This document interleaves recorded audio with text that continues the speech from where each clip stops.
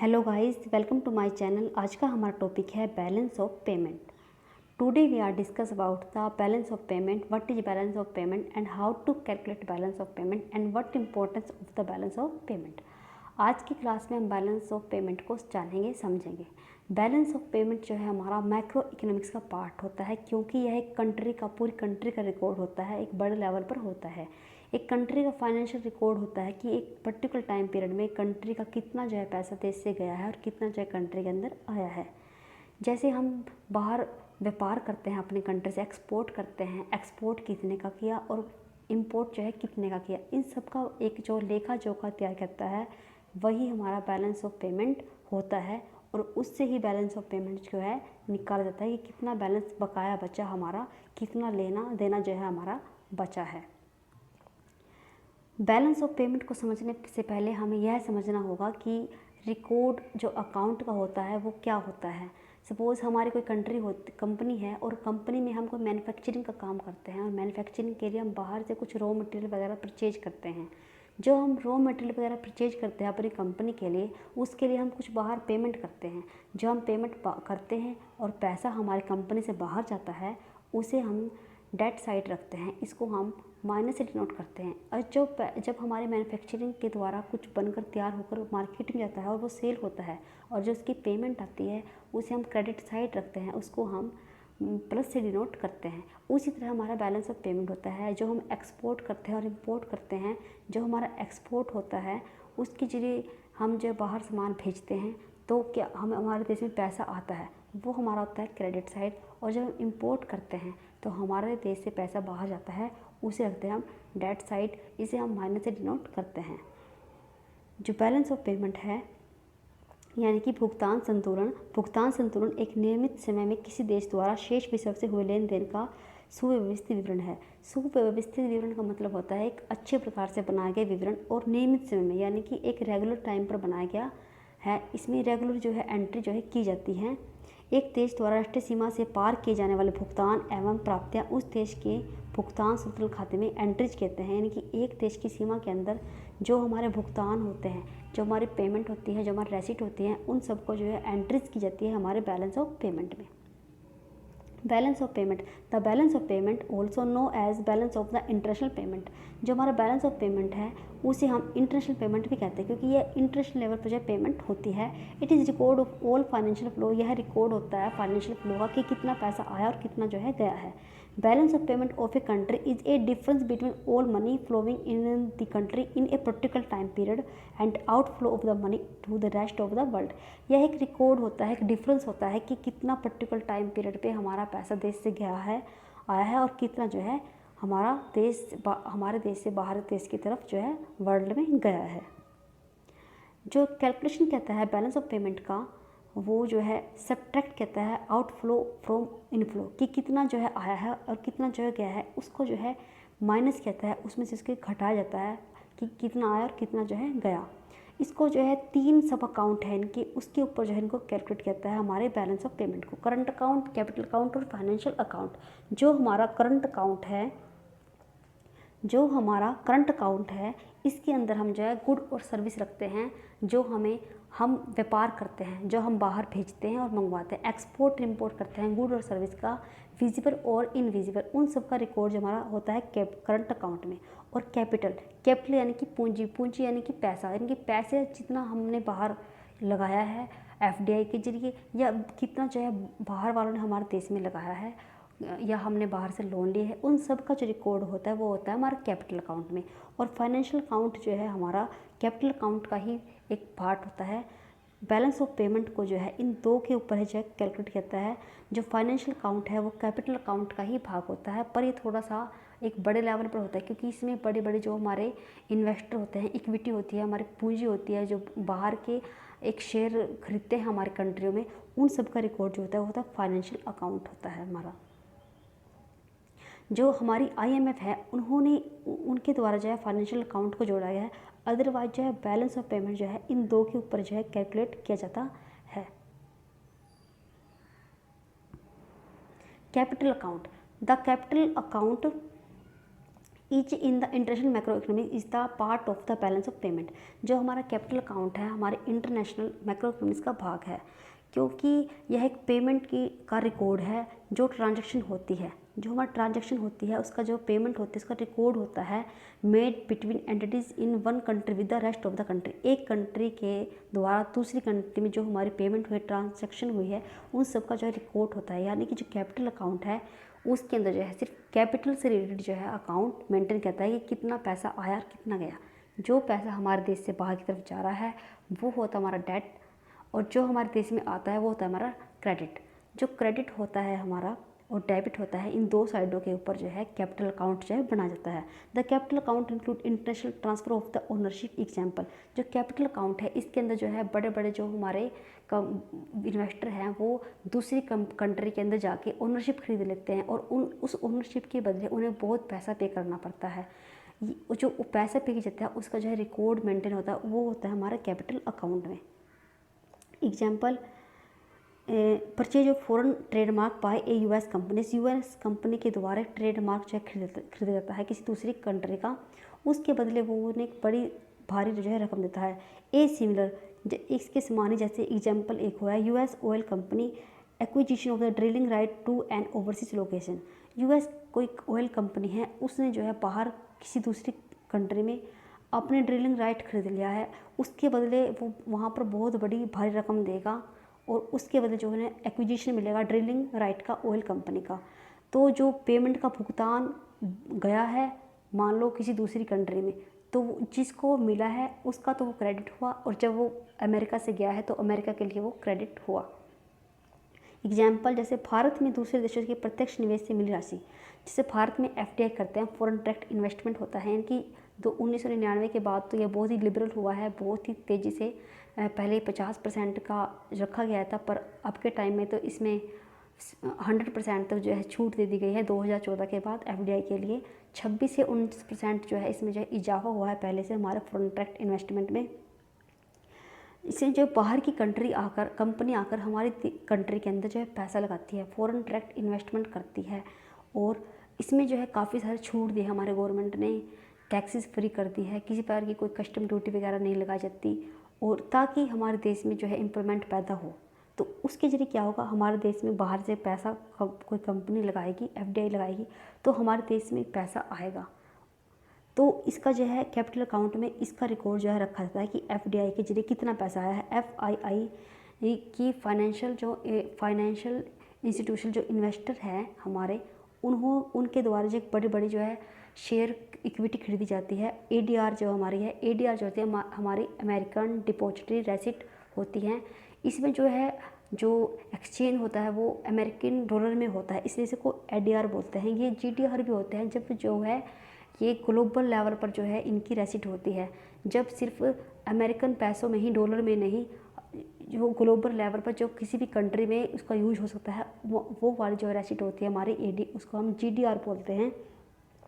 विदेशी द्वारा भारत में ज़मीन खरीदना, जो विदेशी हैं उनके द्वारा अगर भारत में कोई ज़मीन खरीद ली है तो भारत में पैसा आया है, और उसको हम अपने भारत के रिकॉर्ड में रखेंगे हमारे क्रेडिट साइड में।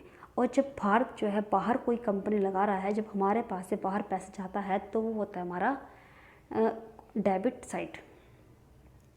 बाहर से पैसा उधार लेना या बाहरी सहायता आदि, इस सब में जो है कैपिटल अकाउंट में जो है रखा जाता है। अगर अमेरिका भारत में invest FDI, FII, ADR etcetera, तो हम लोग उसे प्लस क्रेडिट में डालेंगे।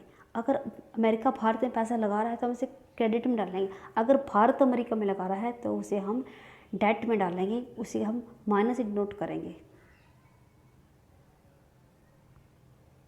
करंट अकाउंट बहुत ही इंपॉर्टेंट है, इससे मोस्टली जो क्वेश्चन एग्जाम में आता है करंट अकाउंट। करंट अकाउंट में आयात और निर्यात का विवरण तैयार होता है कि कितना जो है एक्सपोर्ट किया, कितना जो है इम्पोर्ट किया है। यह हमेशा जो नेगेटिव में होता है, क्योंकि हम बाहर से इम्पोर्ट ज़्यादा करते हैं और एक्सपोर्ट जो है कम करते हैं।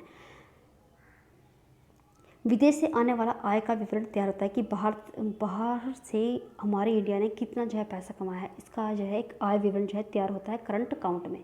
The current account include the transaction of good service, primary income and secondary income between the resident and the rest of the world. इसमें जो है करंट अकाउंट के अंदर हमारे गुड और सर्विस हैं, उनका जो है लेन देन होता है, चाहे वो प्राइमरी इनकम सेकेंडरी इनकम के बीच में किसी भी तरह रेजिडेंट और जो हमारे रेस्ट ऑफ वर्ल्ड है उसके बीच में जो है लेन देन होता है। The current account balance is a largely driven by the movement of good and service. जो करंट अकाउंट है वो ज़्यादातर जो उसके अंदर जो है मूवमेंट होता है कि कितना जो है गुड और सर्विस जो हमारी आई और गई है उसका जो है रिकॉर्ड होता है हमारे करंट अकाउंट में। करंट अकाउंट के अंदर हमारी विजिबल गुड होती हैं और इनविजिबल गुड होती है। विजिबल गुड्स होती है जैसे कार, पेट्रोल, ऑयल, जिसे हम देख सकते हैं और उसका जो है हमारे देश से बाहर जाती हैं, और वो होती है हमारी विजिबल गुड। और इनविजिबल, जब हमें बाहर से कोई चीज़ आ रही है, मानो सर्विस आ रही है, सर्विस हमारी किसी भी प्रकार से इनकम हो सकती है, प्रॉफिट हो सकती है, किसी प्रकार की हो सकती, जो हमें दिखाई नहीं देती, वो हमारी इनविजिबल।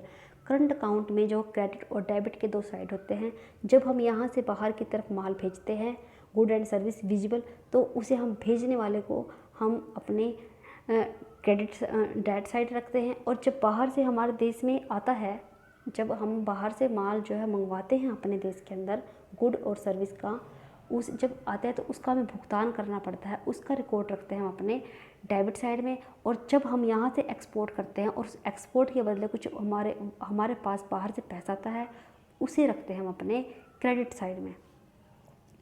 यूनिलेटरल गुड और सर्विस, यूनिलेटरल गुड और सर्विस होती हैं। यूनिलेटरल का मतलब यूनि का मतलब एक, यानी कि वन जब एक तरफा जो है गुड और सर्विस का जो है व्यापार होता है। जैसे बाहर की कोई कंट्री, अब सपोज़ करो जैसे अफ्रीका जैसी कोई कंट्री है, वहाँ पर कुछ प्रॉब्लम है तो जो हमारी इंडिया है वहाँ कुछ डोनेशन दे देती है, या कुछ मान लो जो हमारे डोनाल्ड ट्रंप हैं उनको कुछ गिफ्ट दे देती है, या फिर किसी प्रकार की एड जो है बाहर दे देती है। जब हमारे देश से बाहर पैसा जा रहा है और एक तरफा, क्योंकि उसमें से व्यापार नहीं कि हमें पर्यटक कुछ मिलेगा, वो होता है हमारा यूनिलेटरल गुड और सर्विस।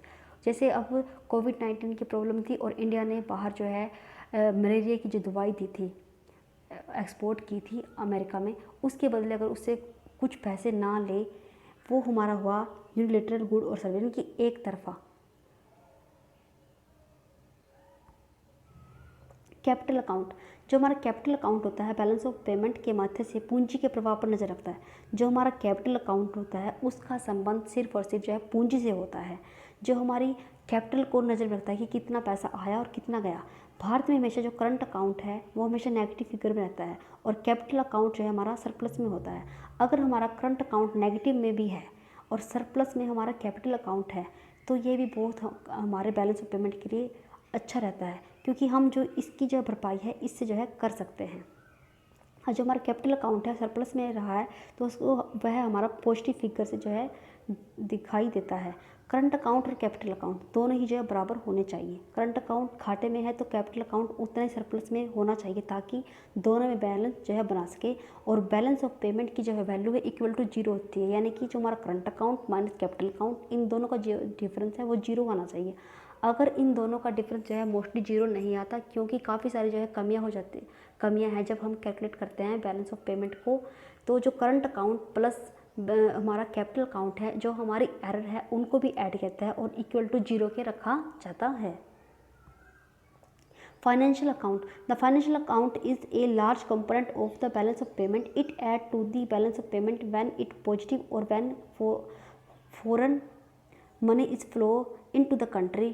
जो हमारा फाइनेंशियल अकाउंट है वो सिर्फ पैसे से रिलेटेड है, ये एक लार्ज कंपोनेंट है बैलेंस ऑफ पेमेंट का। It add to the balance of payment when it positive, इसे तब ऐड करता है बैलेंस ऑफ पेमेंट में जब वह पॉजिटिव होता है। जब हमारा बैलेंस ऑफ पेमेंट नेगेटिव होता है तब हम फाइनेंशियल अकाउंट को ऐड नहीं करते, पर जब वो पॉजिटिव में होता है यानी कि सरप्लस में होता है हमारा बैलेंस अकाउंट, तब हम फाइनेंशियल अकाउंट को भी इसमें ऐड कर लेते हैं। फाइनेंशियल अकाउंट के अंदर हमारे बड़े बड़ी ट्रांजेक्शन होती हैं जो फॉरेन इन्वेस्टर के द्वारा या यहाँ के इन्वेस्टर के द्वारा डायरेक्ट जो है ADR FII के जरिए जो डायरेक्ट जो है इक्विटी शेयर बॉन्ड वगैरह कुछ बॉन्ड वगैरह खरीदी जाते हैं एक बड़े लेवल पर, उसका जो पैसा होता है उसको फाइनेंशियल अकाउंट के अंदर जो है मेंटेन करता है। When foreign money is phloem into the country the purchase asset it subtract from the balance of payment. जब फॉरेन वाले हमारी कंट्री से कुछ एसेट खरीदते हैं तो हम इसको सब्ट्रैक्ट कर देते हैं बैलेंस ऑफ पेमेंट में। When domestic money is phloem out of the country purchase foreign asset, जब यहाँ की कंट्री कोई कंट्री हमारी देसी कंट्री जो है बाहर वालों से कुछ सामान खरीदते हैं, जो उससे पैसा जाता है तो उसको हम जो है सब्ट्रैक्ट कर देते हैं। उस एसेट के बदले जब हम पैसे देते हैं तो उस पैसे का जो रिकॉर्ड है उसको हम जो है माइनस कर देते हैं, क्योंकि वो पैसा हमारे देश से जा रहा होता है हमारे फाइनेंशियल अकाउंट में।